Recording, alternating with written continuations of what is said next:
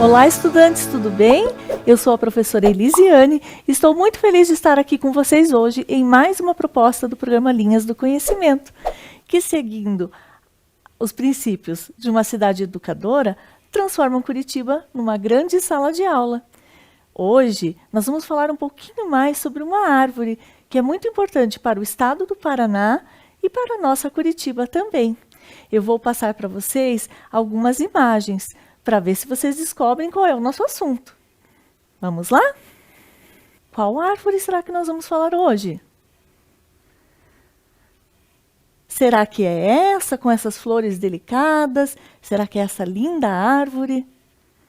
Já estão adivinhando? Olha só, será que ela é uma árvore imune ao corte?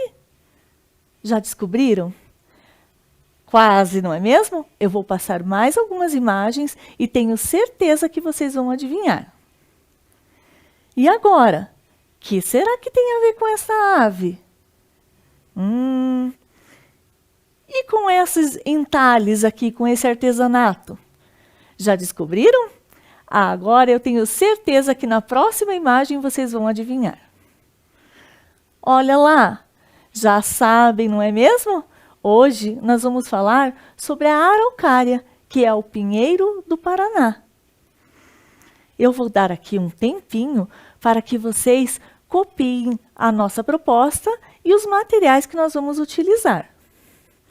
Aqueles materiais que vocês já estão habituados: caderno, folha, lápis de cor, borracha, ok? Anotem aí a nossa proposta de hoje, que está aqui na tela. E, enquanto isso, eu vou higienizar as minhas mãos, aquele cuidado que devemos ter. E vocês fazem a mesma coisa aí em casa, ok? Lá vai o nosso tempinho.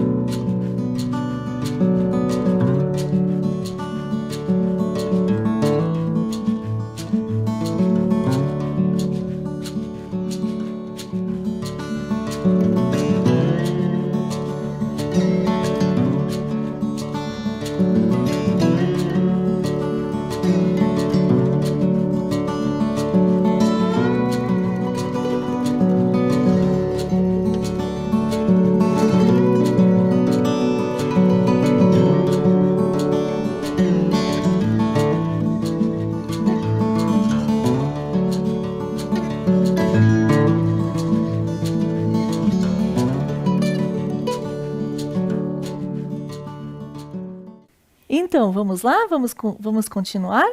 Como eu disse, a araucária é muito importante para a nossa cidade e para o nosso estado, Paraná.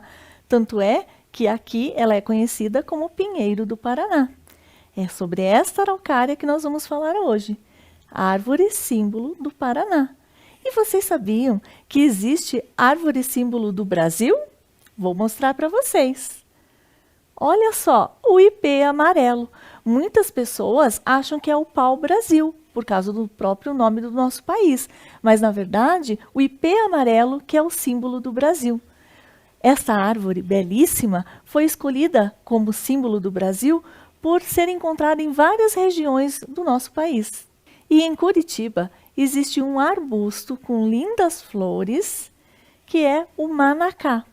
Também pode ser conhecido como manacá de cheiro, manacá cheiroso. Esse arbusto tem essas lindas flores, mas vocês sabiam que também existe um falso manacá? O verdadeiro manacá, cuja flor é símbolo de Curitiba, ela tem as flores maior que o diâmetro das folhas. Esta é uma dica. E vocês podem encontrar esse exemplar de manacá, o verdadeiro manacá, no Jardim Botânico de Curitiba. Mas hoje é só uma curiosidade saber quais são as árvores, as flores símbolos de Curitiba e do estado do Paraná. Mas é sobre a araucária que nós vamos falar hoje, lembra? A araucária, também conhecida como pinheiro do Paraná, como pinheiro do Brasil. Esta araucária tem como nome científico Araucária angustifolia. Olha só, aqui existem outras araucárias, porque o gênero é Araucária. Esta é a Araucária angustifolia, onde o gênero é Araucária e angustifolia a espécie. Esta que é a árvore símbolo do Paraná. Essas outras imagens aqui, que também são araucárias, não são o pinheiro do Paraná, ok? Mas hoje, como eu falei, nós vamos falar sobre esta linda árvore, que é imponente, que é inconfundível. Vocês já viram por aí, não é mesmo? Olha que imagem linda ao pôr do sol, em uma geada. Tenho certeza que vocês conhecem belíssimas araucárias espalhadas por Curitiba. Olha só. E esta araucária, ela possui um tronco reto, que pode ser entre 10, 20 metros. Lá em cima vocês vão ver a copa com esse agrupado de folhas e medindo do tronco até a copa, podemos chegar a uma árvore de 50 metros. O seu diâmetro também pode atingir até 2 metros de circunferência. Bacana, não é mesmo? Olha que árvore linda nós temos como árvore símbolo do Paraná. E é esta árvore, a Araucária angustifolia, que nos fornecem os pinhões. Os pinhões muito apreciados pelos paranaenses, não é mesmo? Olha só, hoje nós vamos aprender várias curiosidades, várias características específicas da araucária, o nosso pinheiro do Paraná. Mas, antes disso, eu quero falar para vocês sobre o orgulho desta nossa árvore. Esta árvore já foi, em 1930, símbolo, né, de referência num movimento chamado paranista. Então, como eu acabei de falar, né, sobre esse movimento paranista ou paranismo, que encheu de orgulho os paranaenses, foi criado por um conjunto de artistas, de intelectuais, que gostariam de ter um elemento da natureza que representasse o Paraná. E nada mais, né, justo do que falar sobre a araucária, sobre o pinheiro. Esse movimento ganhou bastante força após a emancipação política do Paraná. Então nós temos aqui, olha, uma ilustração paranaense que foi exibida em uma revista. E esses artistas da época, eles criaram um símbolo de um pinhão estilizado, tá? Que ele foi chamado de um estilo paranista, principalmente por João Turim, João Guelph e Lange de Morretes, que na verdade foi Lange de Morretes que criou esse pinhão estilizado, que eu vou mostrar para vocês na imagem de uma rosácea. Quem já viu essa imagem? Muitos de vocês, passeando pela rua 15 de novembro, encontram lindas rosáceas deste pinhão estilizado por Lange de Morretes, o estilo paranista. Esse nome paranista e paranismo, ele foi exatamente para identificar o Paraná. Dizem até que paranista foi para diferenciar de paulista. Bacana, não é mesmo? Mas essa é só uma curiosidade. O que nós vamos falar hoje também é sobre um museu, um memorial que foi criado recentemente em Curitiba. Vou mostrar a imagem para vocês. O Memorial Paranista se encontra no Parque São Lourenço. Aqui tem uma imagem da fachada. Olha que lindo esse portão aqui, ó, simbolizando a nossa linda araucária, não é mesmo? E aqui também está uma obra de arte de João Turim. A partir desse momento, né, de 1930, as pessoas começaram a utilizar muito o pinhão como marca paranaense. Fizeram várias esculturas, composições musicais, camisas com o símbolo do Paraná e juntamente com a araucária, essa, né, nossa belíssima árvore. Mas nós vamos continuar falando mesmo da araucária. Onde será que encontramos araucária no Brasil? Vamos ver um mapa? Olha só, nas regiões sul e sudeste é onde temos maior concentração da araucária angustifolia. E, né, nosso Paraná, na época, foi o que teve maior concentração de araucária. Por isso que muitos conhecem como araucária do Paraná. Ela também é encontrada fora do Brasil, né? Argentina, Chile, nas regiões em que a altitude, né, é elevada e o clima é mais frio. Por isso mesmo que se concentrou nas regiões sul e sudeste. E para conhecer um pouco mais sobre esta floresta, né, a floresta com araucárias. Não existe uma floresta somente de araucárias, a não ser que você plante, né, somente araucárias. Mas a floresta específica, né, deste clima que forma o bioma da Mata Atlântica, existem outras árvores associadas à araucária. Não é somente araucária. Eu vou mostrar para vocês algumas espécies da nossa flora, deste lindo bioma. Então, associado ao pinheiro do Paraná, se encontrava muito as canelas, a embuia, a erva mate. Olha aqui uma imagem da erva mate. Xaxim, jacarandá, pinheiro bravo, que é um tipo de pinheiro parecido com a araucária, as orquídeas, as cactáceas e o gramíneo lenhosos. Essas pertencem à flora associada à floresta com araucárias. Então, sempre que você visitar um ambiente, um bioma da Mata Atlântica, você vai encontrar, além da araucária, essas espécies da flora. Legal, não é mesmo? E eu também vou mostrar para vocês, daqui a pouquinho, alguns animais que também são encontrados nesta floresta com araucárias. Agora, nós vamos falar um pouquinho sobre a fauna. Aqui vocês já viram que eu coloquei alguns animaizinhos empalhados, não é mesmo? Esses animais foram emprestados do Museu de História Natural. Olha só, nós temos alguns animais que eu tenho certeza que vocês já ouviram falar. A gralha azul, a cutia e o serelepe. Coloquei também aqui na imagem outros animais que você pode encontrar também na floresta com araucárias.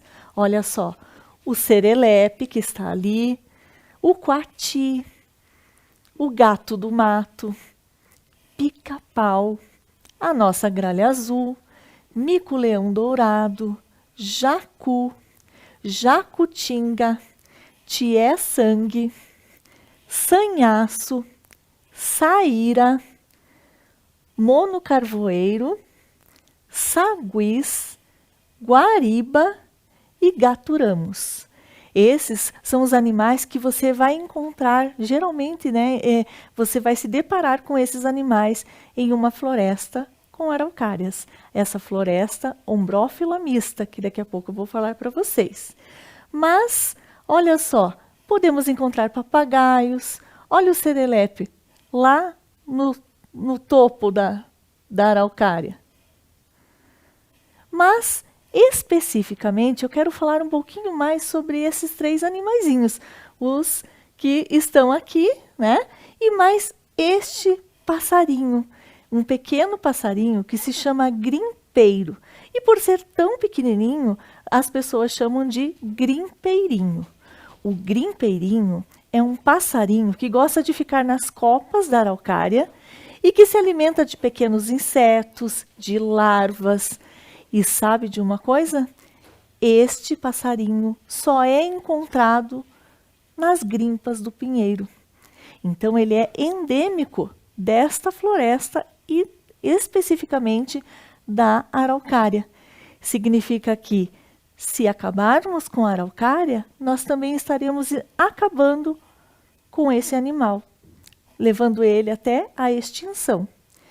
E aqui, vocês já viram alguma cutia? Ela é facilmente encontrada nos parques de Curitiba. A gralha azul você já encontra mais nas copas. Dificilmente ela vai até o chão. E a cutia e a gralha azul são também plantadoras. São espécies que nos ajudam a perpetuar, a preservar, a garantir, né, que tenhamos outras araucárias através do plantio. A cutia é um roedor e, como instinto dos roedores, ele guarda a comida para comer depois.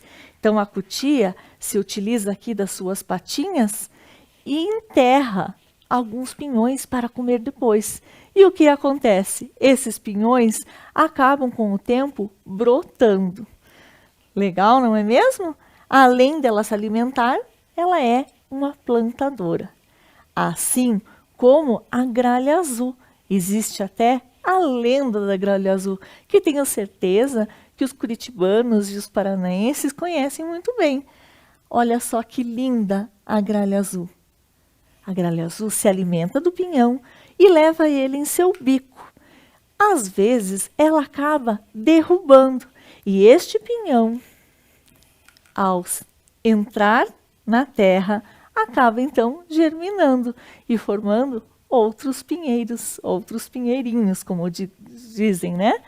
E você? Você também ajuda a plantar? Quem aí já plantou o pinhão?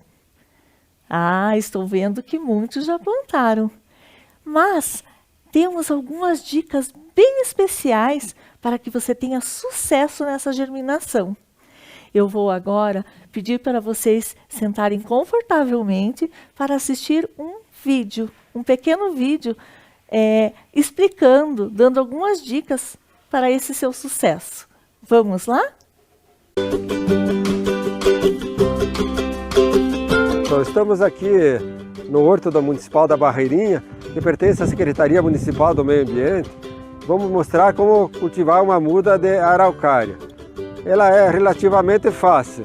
É somente você ter algumas embalagens, que pode ser um vasinho, uma embalagem de leite, uma garrafa PET cortada. Sempre lembrar que essas embalagens elas têm que ser feito um orifício no fundo para que a água escorra, e vamos encher essa embalagem com uma terra de boa qualidade. Enchendo essa embalagem, depois vamos posicionar o pinhão para ele germinar. Esse pinhão, que é a semente da araucária, a melhor época, a melhor forma de você ter ela bem madura é juntar embaixo do pinheiro. A posição ideal é que seja colocado de maneira horizontal nessa embalagem com uma pequena cobertura. Se a embalagem for um tanto pequena, nós podemos colocar ele de forma inclinada, para que metade seja enterrada e depois aqui ele vai germinar. Após a colocação da semente, vamos fazer uma irrigação abundante e em seguida colocamos essas mudas em um local semi-sombreado, pode ser embaixo de uma árvore, de algum arbusto, que devemos molhar aproximadamente 2 a 3 vezes por semana. Em 30 a 90 dias ela vai germinar e teremos uma muda de pinhão. Em um ano já teremos uma mudinha de aproximadamente 20 centímetros de altura. Em 2 anos ela pode já estar com 40 centímetros de altura. E depois, com isso, já pode ser levado a campo, escolher um lugar adequado para seu plantio e em aproximadamente 20 anos já começa a produzir o pinhão. E aí, gostaram do vídeo? Aprenderam muitas dicas? Muito bem, vamos prosseguir? Agora eu vou falar sobre algumas estruturas específicas da araucária, que vão contribuir para acontecer a germinação. Então, eu trouxe aqui para vocês uma estrutura chamada estróbilo. Existe o estróbilo masculino e o estróbilo feminino. Eles estão em árvores separadas, porque a araucária é uma planta dioica. Uma vai ser feminina, a outra masculina. Então, eu preciso desses 2 elementos para que tenha a reprodução. Eu trouxe aqui no meu kit para mostrar para vocês essas duas estruturas.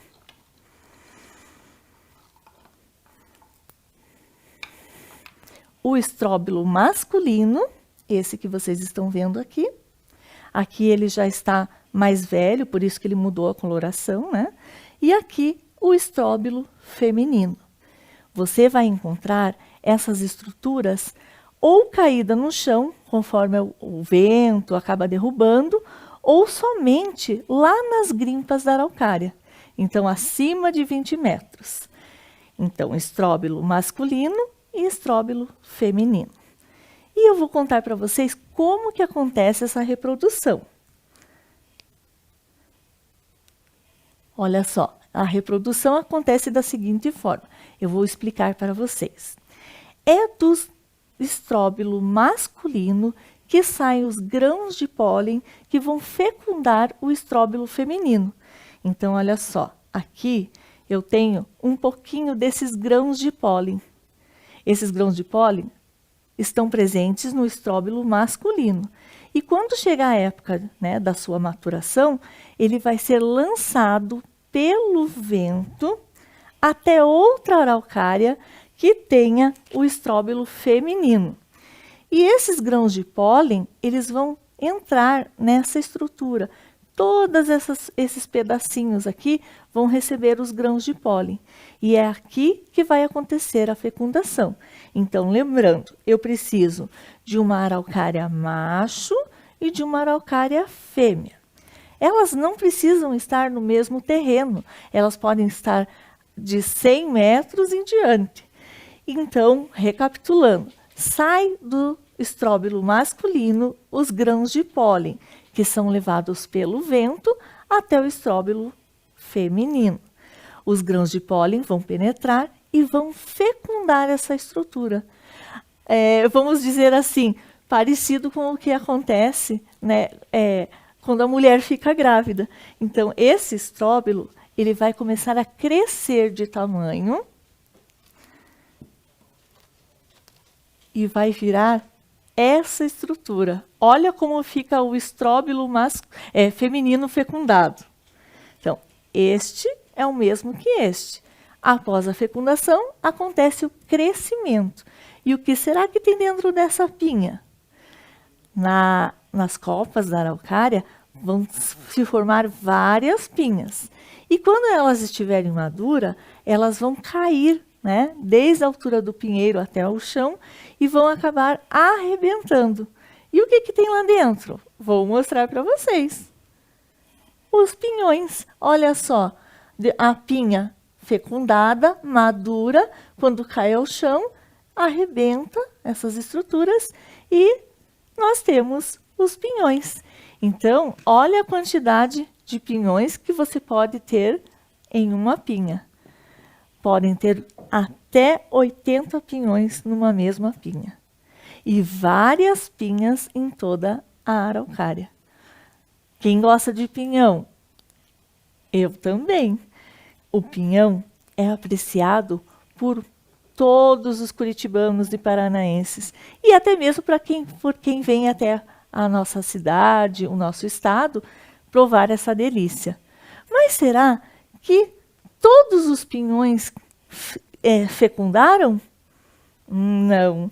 Como os grãos de pólen entram em toda essa estrutura, pode ser que alguns não consigam ser fecundados.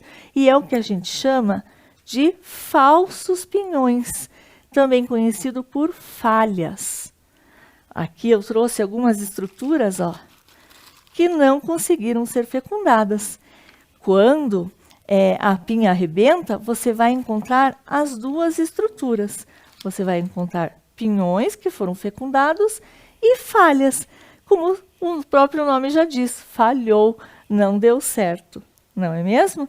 Mas lembrei agora que eu não mostrei para vocês as grimpas. As grimpas nada mais são do que esse conjunto, né? Onde as folhinhas aciculadas em forma de agulha, né? A gente fala que elas espetam, quando secam, viram as grimpas do pinheiro. E são nessas grimpas que muitas pessoas assam o pinhão. O pinhão pode ser cozido, ele pode ser assado, eles falam sapecado, né?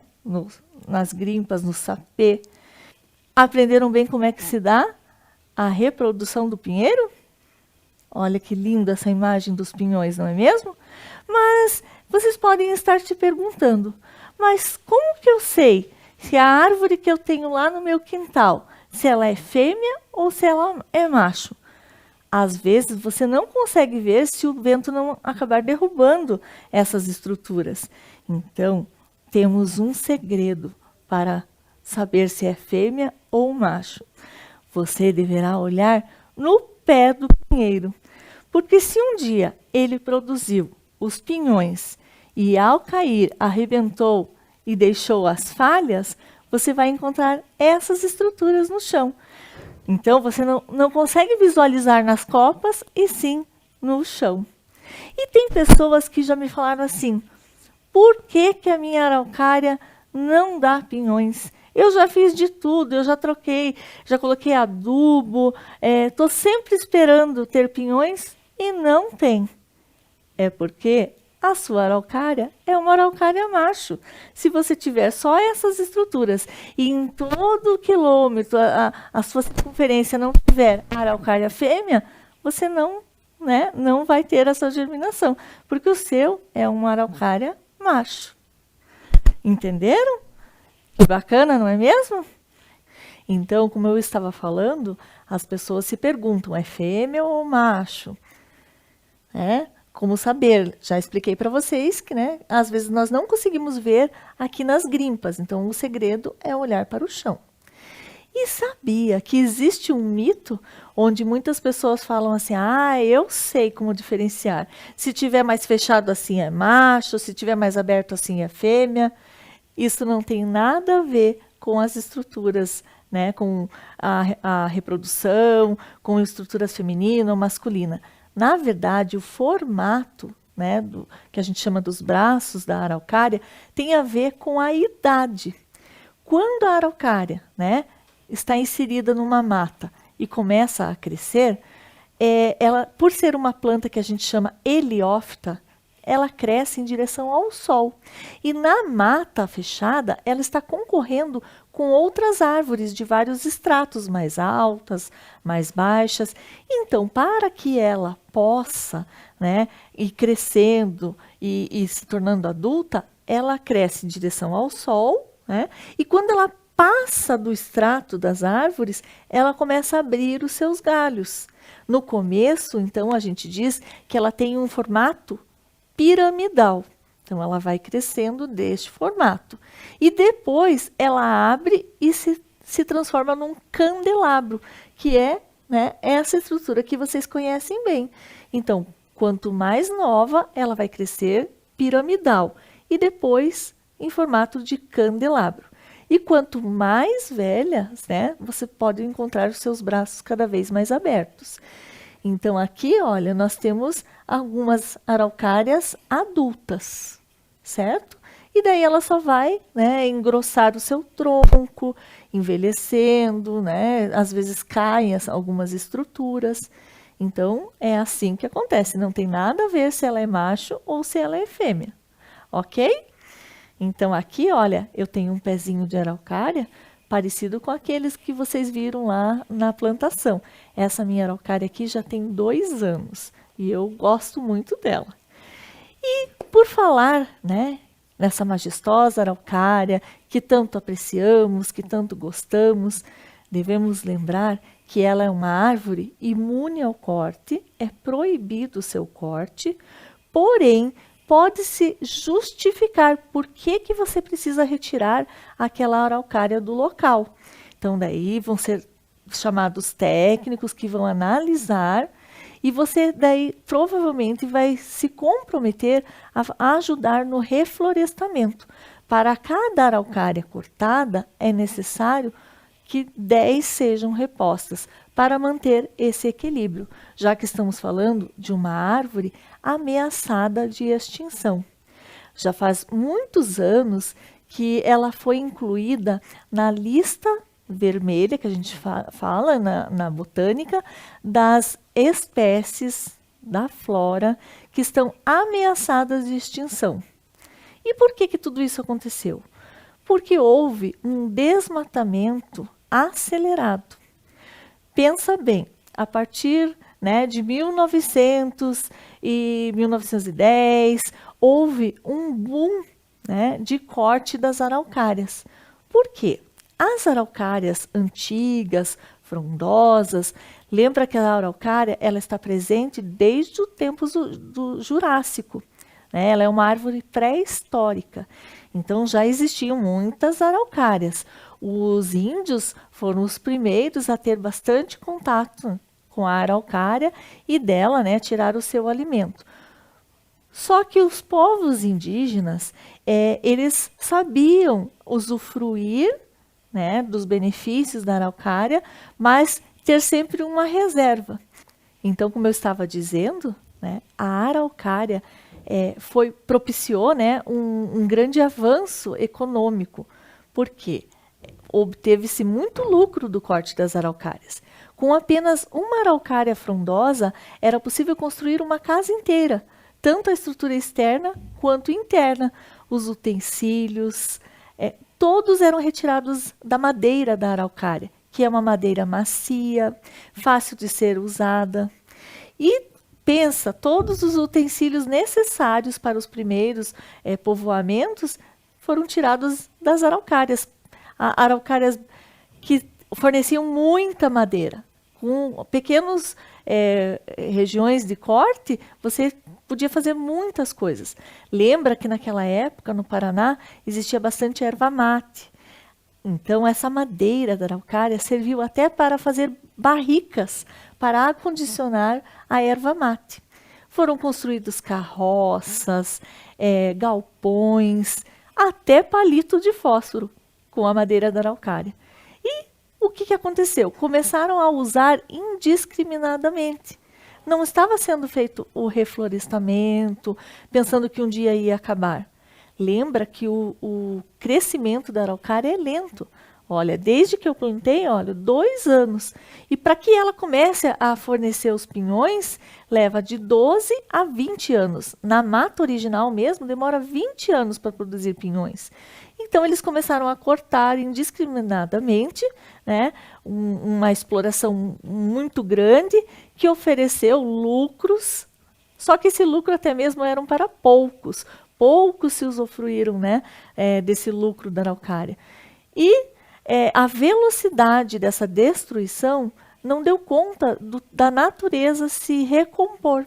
Então foram tendo desmatamentos e acabando com a cobertura original. Lembra que eu falei para vocês que ela é muito encontrada no sul e no sudeste? O pinheiro do Paraná foi chamado assim inicialmente do Paraná, porque era no Paraná que tinha maior concentração das araucárias. E de toda essa 100% de concentração de araucárias, hoje nós temos apenas 3%. Já chegou a menos de 1% da cobertura original no Paraná. Mas com o reflorestamento, com ações de educação ambiental, com ações de pesquisa, aos poucos foi aumentando, né, esse concentrado de araucárias. Tem até muita gente que pode olhar e falar assim, nossa, mas tem bastante araucária ainda. Mas pense que tem apenas 3% do que existia. E falando também, né, sobre essa lista ameaçada de extinção, nós devemos sempre lembrar, então, que é proibido o corte da araucária. E você sabia que você pode estar contribuindo para que ela não entre em extinção? Temos as ODS, que são os Objetivos de Desenvolvimento Sustentável, e nós estaremos colaborando para que não entre em extinção com algumas atitudes. Eu vou ler especificamente para vocês a ODS 15, que fala sobre a vida terrestre.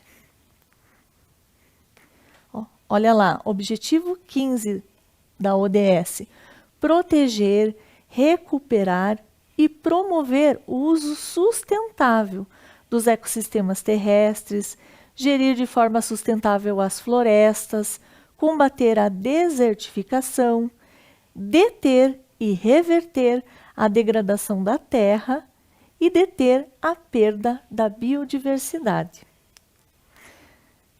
Viu como você pode contribuir? E pequenas atitudes, como não tirar a pinha antes do tempo. Você sabia que é proibido retirar da araucária antes do dia 15 de abril? Por que essa data? Porque é a partir de 15 de abril que acontece, né, a maturação natural, onde vai cair a araucária, arrebentar, e todos vão estar maduros e vão soltar os pinhões, as falhas, de maneira natural. Se você retirar antecipadamente, você vai estar não contribuindo para essa maturação natural. Olha só, vou mostrar para vocês.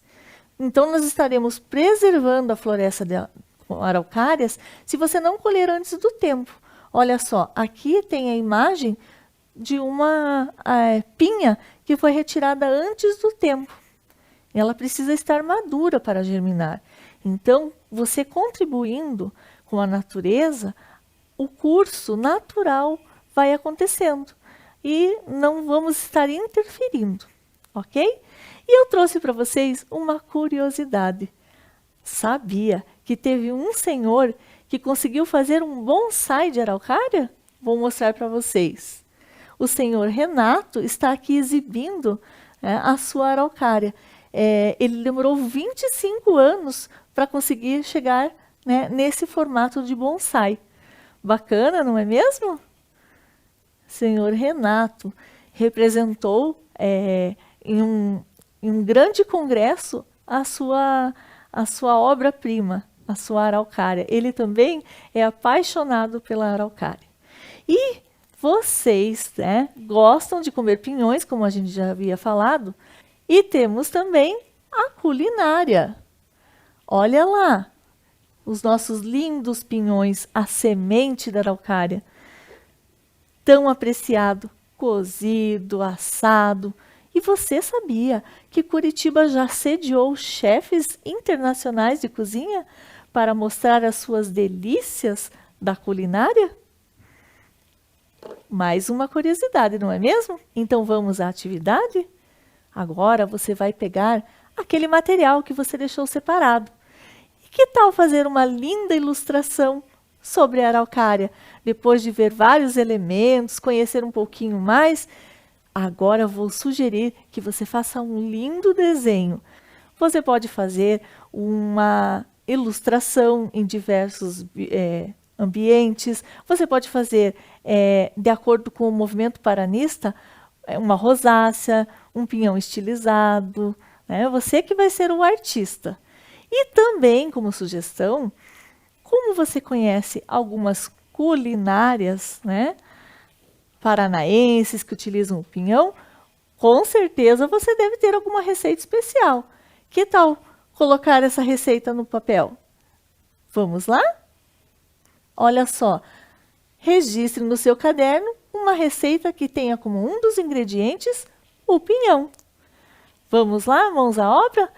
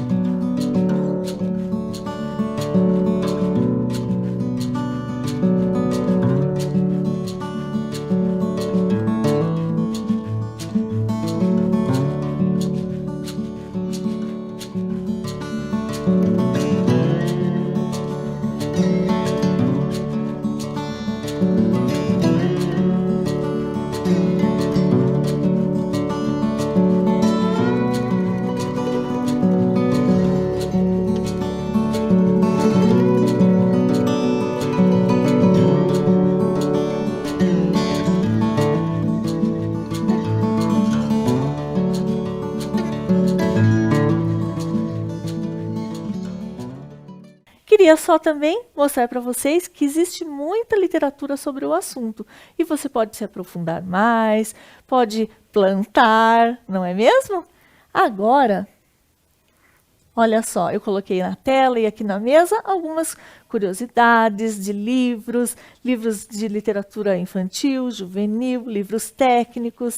E aqui, pessoal, eu trouxe um pouquinho para vocês sobre a vasta possibilidade que você tem de se aprofundar. Olha aqui, tem vários elementos, vários livros, né, que vão falar desde a culinária, vão falar especificamente daquelas aves.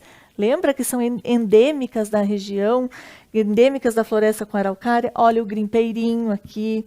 Tem sobre a gralha azul, você pode se aprofundar mais especificamente sobre as aves. Você pode encontrar livros que vão associar ao nome Curitiba, né, da origem do nosso nome, da nossa cidade, por que ela tem relação com os pinhões.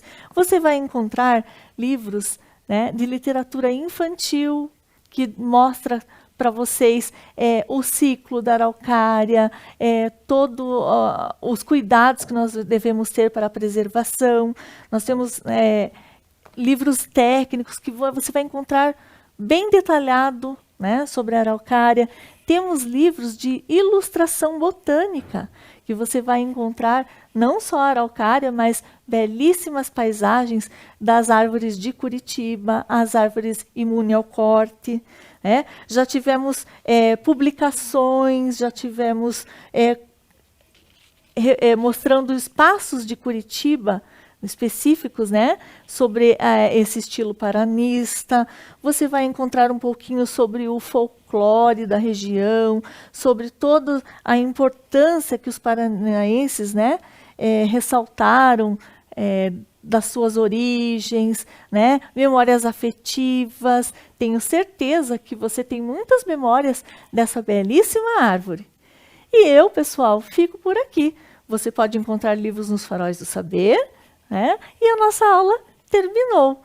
Eu deixo aqui o meu abraço, né? Que vocês continuem se cuidando e nos veremos em outras videoaulas do programa Linhas do Conhecimento.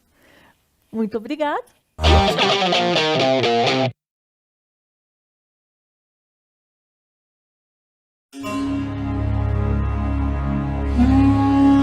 Para quem gosta e quer conhecer a história da civilização do Antigo Egito, Curitiba é o lugar. No bairro do Bacaxiri, a Ordem Rosa Cruz mantém um complexo que, além dos edifícios imponentes, conta com o Museu Egípcio, formado por objetos relacionados ao Antigo Egito, possuindo peças que contam a história dos faraós, da religião e do cotidiano daquela civilização. O Museu Egípcio, ele tem, na verdade, um museu de réplicas e que trouxe hoje para a população de Curitiba, a cada 2 anos, na verdade, uma exposição com um determinado assunto sobre o Egito Antigo.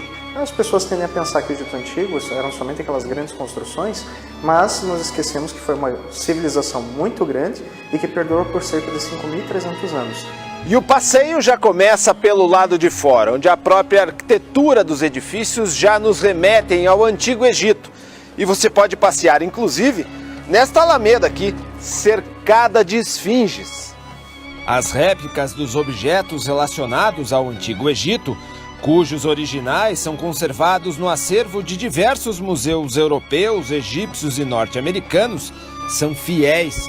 Esses objetos relacionam-se a muitos aspectos da vida daquele povo, assim como sua organização social, sua religião e sua política. Mas a peça mais importante do Museu Egípcio é a múmia original de uma dama egípcia chamada Thotmea, que possui cerca de 2.600 anos. Ela está na coleção do museu desde 1995. A parte final da exposição é a múmia Thotmea. E o incrível é que a múmia Thotmea, ela tem o sarcófago, que é uma réplica também, é uma cópia, né? E aí nós temos ali também a tumba dela, que é uma cópia também baseada na época das tumbas da época dela, né? O Museu Egípcio e Rosa Cruz fica na rua Nicarágua 2641, no Bacaxiri.